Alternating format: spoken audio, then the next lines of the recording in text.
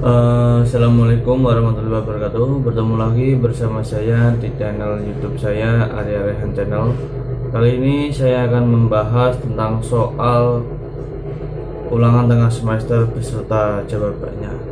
Mari kita simak berikut ini.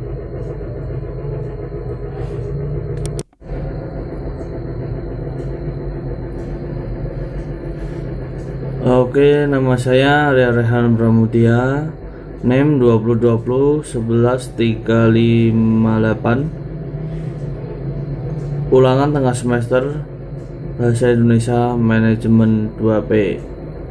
Oke. Soal 01. Jelaskan berdasarkan temuan mahasiswa di lapangan faktor apa saja yang menyebabkan terjadinya kesalahan penulisan ejaan. Berikan contoh ejaan yang sering muncul. Faktor penyebabnya yaitu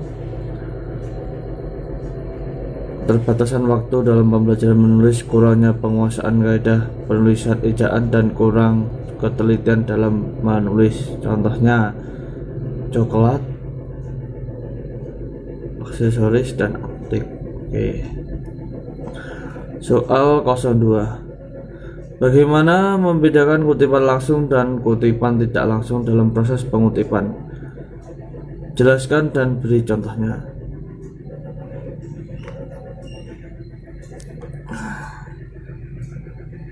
Perbedaan kutipan langsung adalah kutipan yang menyajikan isi atau bagian dari sebuah karya tulis sebagaimana aslinya tanpa diubah.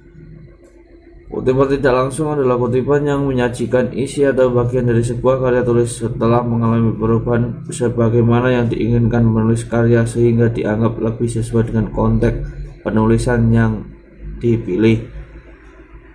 Di bawah ini adalah contohnya. Soal 03. Apa perbedaan biografi dan bibliografi? Jelaskan disertai contohnya. Menurut KBBI, biografi merupakan riwayat hidup seseorang yang ditulis oleh orang lain. Bisa dikaitkan biografi merupakan suatu karya tulis yang berisikan rangkaian kisah nyata tentang seorang tokoh. Sedangkan bibliografi menurut Kamus Besar Bahasa Indonesia adalah daftar yang menyantumkan judul buku, nama pengarang, penerbit, dan sebagainya yang ditempatkan pada bagian akhir suatu karangan atau buku dan disusun berdasarkan abjad. Ini contohnya. Oke. Selanjutnya soal 04. Apa perbedaan makna antara kata pukul dan jam jika dilihat dari penggunaan dan menunjukkan kata pergantian waktu? Jelaskan disertai contoh kalimatnya. Oke. Kata jam menunjukkan masa atau jangka waktu yang sering juga kita sebut sebagai durasi. Kata pukul adalah untuk menunjukkan saat atau waktu di mana peristiwa akan terjadi. Ini dia contohnya. Oke, selanjutnya next. Soal 05. Bahasa berdasarkan hakikatnya merupakan sistem bunyi bermakna. Jelaskan pernyataan tersebut dan apa kaitannya antara sistem bunyi bermakna dengan pengguna bahasa. Bahasa adalah sistem bunyi yang arbitrer yang digunakan oleh anggota suatu masyarakat untuk bekerja sama, berinteraksi, dan mengidentifikasikan diri. Pengguna bahasa sebagai alat komunikasi oleh masyarakat pemakai bahasa. Bahasa sebagai sistem bunyi bermakna yang dipergunakan untuk komunikasi oleh kelompok manusia.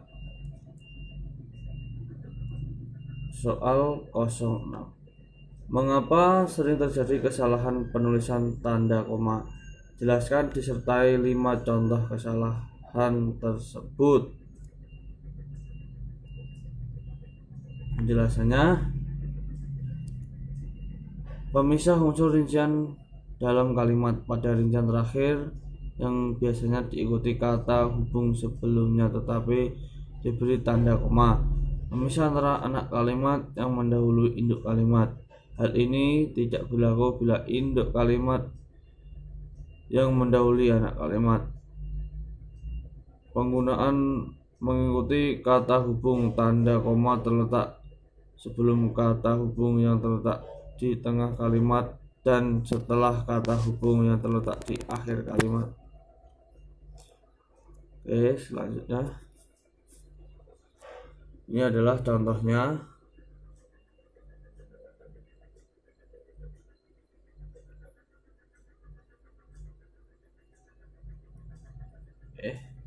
Soal 07. Apa perbedaan dari makna dari tanda titik dua dengan titik koma? Jelaskan disertai dua contoh penggunaan tanda tersebut yang benar.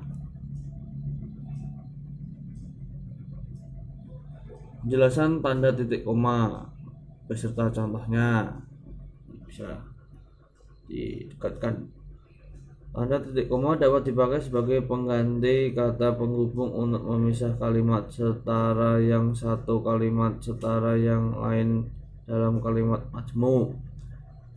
Tanda titik koma dipakai pada akhir perincian yang berupa klausa. 3. Tanda titik koma dipakai untuk memisahkan bagian-bagian pemerincian dalam kalimat yang sudah menggunakan tanda koma. Dan ini sedikit contohnya. Oke, lanjut. Penjelasan tanda titik dua dan contohnya. 1. Tanda titik dua dipakai pada akhir suatu pernyataan lengkap yang diikuti rincian atau penjelasan. Misal, mereka memerlukan perabotan rumah tangga. Titik 2. Kursi, meja, dan lemari.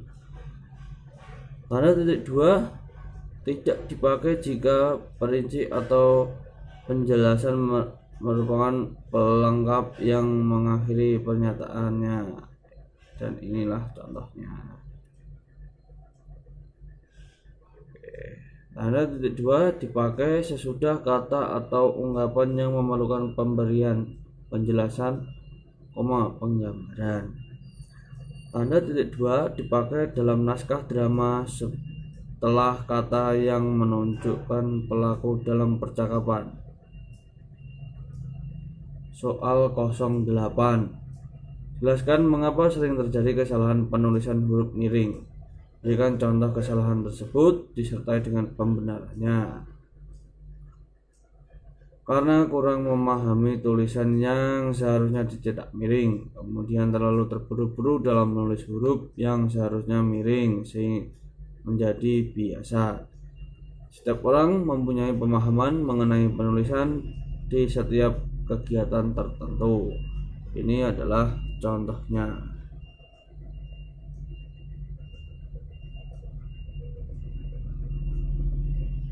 Soal 09. Jelaskan bentuk kesalahan penulisan konsonan dan vokal pada karya tulis ilmiah. Berikan contoh kesalahan tersebut disertai dengan pembenarannya. Penjelasan. Huruf vokal adalah huruf yang melambangkan vokal. Dalam bahasa Indonesia terdiri atas 5 huruf yaitu A, I, U, E, O. Dan kita tahu huruf vokal tersebut saling berkaitan dengan kata baku dan tidak baku. Hal yang mempengaruhi kata baku dan tidak baku yaitu kurangnya penguasaan kaidah penulisan ejaan, kurang teliti dalam menulis, minimnya kaidah masyarakat tentang kaidah penulisan, minimnya motivasi membaca. Sedangkan huruf konsonan terdiri dari 21 huruf yaitu B, C, D, F, G, H, J, K, L, M, N, P, Q, R, S, T, U, V, W, X, Y, Z. Dalam penulisan huruf konsonan juga dipengaruhi oleh kata baku dan tidak baku dan penambahan kata yang terjadi di huruf konsonan. Ini dia salah satu contohnya.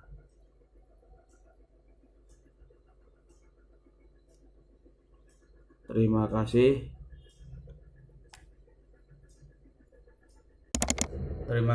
Itu tadi adalah soal dan jawaban dari saya. Bila ada yang salah atau kurang, mohon bisa komen dan dilengkapi. Wassalamualaikum warahmatullahi wabarakatuh.